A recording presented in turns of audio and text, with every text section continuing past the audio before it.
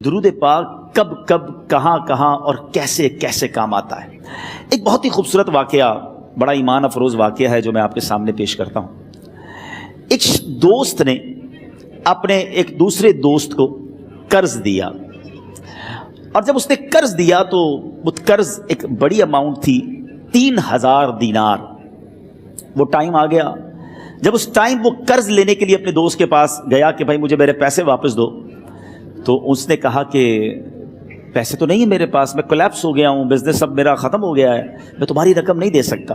اس نے ایک اور ٹائم دے دیا اسے کہ ٹھیک ہے اب اتنے وقت دنوں کے بعد میں دے دوں گا۔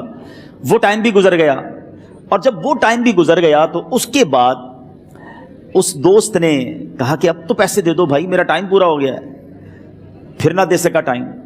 آخر کار معاملہ جو ہے وہ کورٹ میں چلا گیا، قاضی کے پاس چلا گیا۔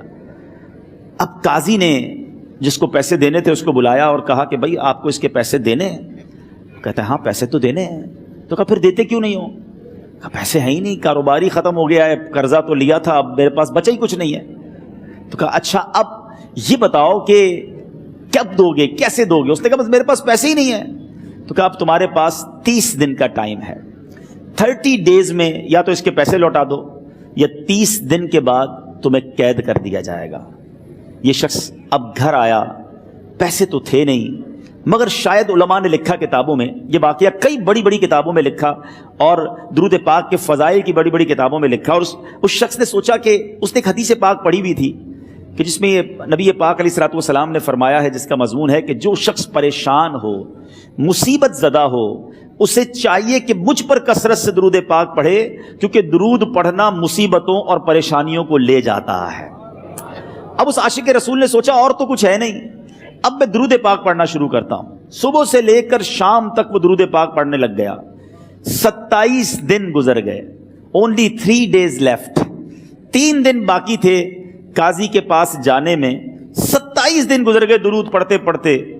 جب 28ویں رات آئی تو آنکھیں تو بند ہوئیں، مگر خواب میں اسے ایک آواز آئی، گھبراؤ نہیں، تمہارا قرضہ ادا کر دیا جائے گا، تمہارا مسئلہ سالو ہو جائے گا۔ صبح اٹھتا ہے، درود پاک پڑھ رہا ہے، مگر کہتا ہے یہ آواز سے تو مسئلہ حل نہیں ہوگا، پیغام کیا ہے اسے سمجھ نہ آیا۔ 28واں دن گزر گیا، 29ویں رات آ گئی، مگر اب آنکھیں بند ہوئیں اور قسمت جاگ اٹھی۔ نبی پاک صاحب لولاک صلی اللہ تعالیٰ علیہ وسلم خواب میں تشریف لائے، اور پیارے آقا صلی اللہ تعالیٰ علیہ وسلم نے فرمایا گھبراؤ نہیں، علی بن عیسیٰ وزیر کے پاس جاؤ، وہ تمہارا قرضہ ادا کر دے گا۔ اب یہ عاشق رسول صبح اٹھا تو ویری فریش، حشاش بشاش کہ اب تو کام ہو گیا، نبی پاک نے خواب میں آ کر بشارت دی ہے۔ مگر پھر ذہن میں سوال آیا کہ علی بن عیسیٰ کے پاس جاؤں گا تو ثبوت کیا ہے، پروف کیا ہوگا؟ میں جا کر اس کو کہوں گا کہ میرا قرضہ دے دو تو ایسے تو قرضہ نہیں دے دینا، اور میں نے اس کو کہا کہ مجھے نبی پاک نے خواب میں کہا ہے، اور اس نے اگر مجھ سے کوئی نشانی مانگی تو میں نشانی کیا دوں گا؟ آخری دن تھا، 29واں دن تھا، وہ بھی درود پڑھتے پڑھتے گزر گیا۔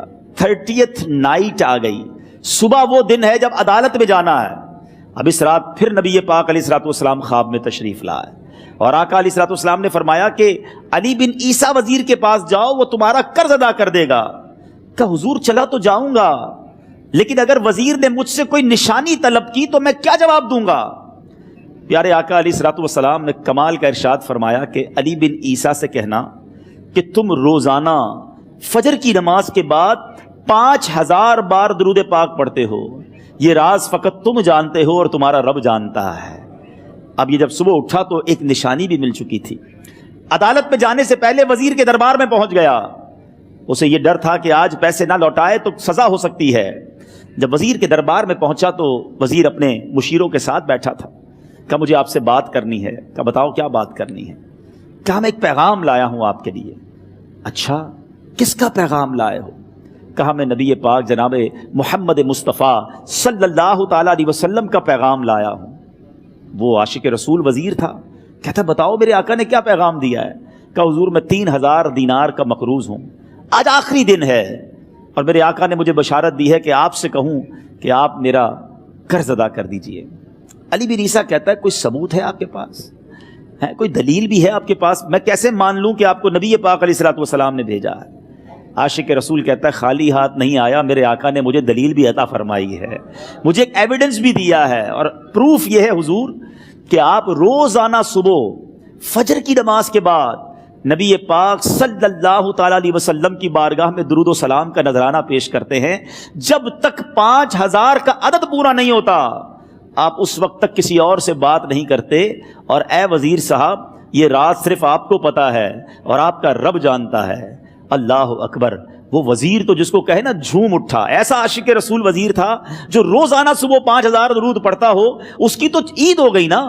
وہ کہتا ہے مرحبا یا رسول اللہ، میرے آقا نے میرے درود قبول کر لیے، اس سے بڑھ کر میرے لیے سعادت کیا ہوگی. اب یہ وزیر اپنی سیٹ سے اٹھتا ہے، اپنے کمرے میں جاتا ہے، تھوڑی دیر بعد واپس آ کر اس عاشق رسول کے ہاتھ میں 3000 دینار رکھ کر کہتا ہے حضور پہلے 3000 دینار تو نبی پاک کا حکم کی میں ادب سے بجا لاتا ہوں، میرے آقا نے جو حکم فرمایا یہ 3000 دینار آپ کو پیش کرتا ہوں. حضور ایک اور 3000 دینار لیجئے. میرے گھر آپ آئے، اتنی اچھی خبر سنائی، آپ نے قدم رنجا فرمایا، یہ 3000 اس کا نذرانہ ہے. اور ایسا کیجئے 3000 اور لیجئے، اس سے اپنے بچوں کے لیے کوئی چھوٹا موٹا کام شروع کیجئے اور ایک وعدہ کر کے جائیے، آج کے بعد زندگی میں آپ کو جب بھی کوئی کام پڑے میں آپ کا بھائی ہوں، مجھے یہ خدمت کا موقع دیجئے گا. اللہ اکبر. وہ مقروض جو ایک رات پہلے 3000 دینار کا مقروض تھا، ہو سکتا ہے اس کے بیک آف مائنڈ یہ بھی چل رہا ہو کہ اب شاید کل میں نے جیل میں جا کر، عدالت میں جا کر گرفتاری دے کر جیل میں جانا ہے،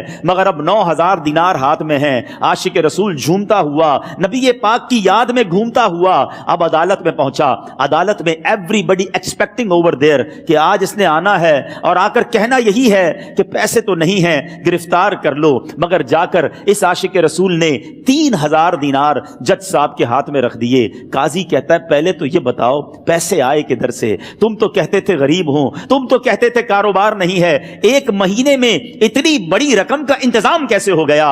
سبحان اللہ. اس عاشق رسول نے گویا زبان حال سے یہ کہا ہوگا کہ یہ تو کرم ہے ان کا، ورنہ مجھ میں تو ایسی بات نہیں، اتنا دیا سرکار نے مجھ کو، اتنی میری اوقات نہیں. اس نے وہ پورا واقعہ بھری عدالت میں سنا دیا.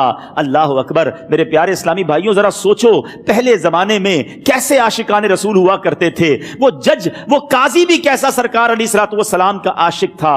اپنی سیٹ سے اٹھتا ہے، بھرے دربار میں، بھری عدالت میں، وہ اپنے چیمبر میں، اپنے کمرے میں جاتا ہے اور تھوڑی دیر بعد واپس آ کر اس کے ہاتھ میں بھی 3000 دینار ہیں. اور وہ 3000 دینار جو ہے وہ اس عاشق رسول کے ہاتھ میں رکھتا ہے کہ سارا ثواب علی بن عیسیٰ کیسے لے جائے، میں بھی تو نبی پاک کا غلام ہوں، میں تمہارا قرضہ میں ادا کرتا ہوں.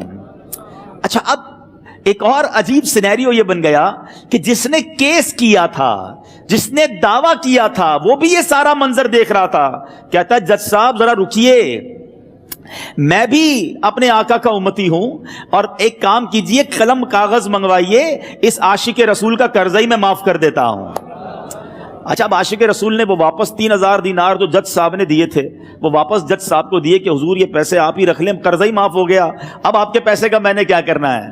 جج صاحب کہتے ہیں جو پیسے نبی پاک کے نام پر نکالے ہیں اب مجھے واپس نہیں چاہیے، یہ بھی تم اپنے ساتھ لے جاؤ. اللہ اکبر. میرے میٹھے اسلامی بھائیوں، وہ عاشق رسول ایک رات پہلے 3000 دینار کا مقروض ہے، اب 12000 دینار لے کر گھر کو واپس جا رہا ہے. اس ایک واقعے کے اندر جو ہم سب کے لیے درس ہے، جو ہم سب کے لیے پیغام ہے. شاعر لکھتے ہیں نا، دکھوں نے تم کو جو گھیرا ہو تو درود پڑھو، دکھوں نے تم کو جو گھیرا ہو تو درود پڑھو، جو حاضری کی تمنا ہو تو درود پڑھو. آج ہم بہت ساری پرابلمز میں ہوتے ہیں. یہاں بھی ہو سکتا ہے میرا کوئی بھائی بیمار بیٹھا ہو، کوئی قرضے میں ڈوب گیا ہو، کسی کا کوئی بزنس پرابلم چل رہا ہو، کوئی فیملی ایشو میں ڈسٹرب ہو. آپ کسی بھی پرابلم میں ہیں، خدا کی قسم درود پاک ایسا وظیفہ ہے. لوگ بہت سارے وظائف پوچھتے رہتے ہیں، بہت سارے جناب وظائف کے بارے میں معلومات کرتے رہتے ہیں. سچی بات یہ ہے ہر درد کی دوا ہے صلی علی محمد، ہر درد کی دوا ہے صلی علی محمد، تعویذ ہر بلا ہے صلی علی محمد۔ تو خدا را اپنی زندگی میں درود پاک کو شامل کر لیجئے، اور آپ بلیف کریں جب آپ نے کثرت سے درود پاک پڑھنے شروع کر دیے، آپ اپنی آنکھوں سے دیکھیں گے آپ کے پرابلم دور ہو رہے ہیں، آپ کی صحت اچھی ہو رہی ہے، آپ کے قرضے اترنے شروع ہو گئے ہیں، روزگار میں آپ کے برکت ہونا شروع ہو جائے گی، آپ کے چہرے پہ نور آنا شروع ہو جائے گا، آپ کی زبان میں اثر آنا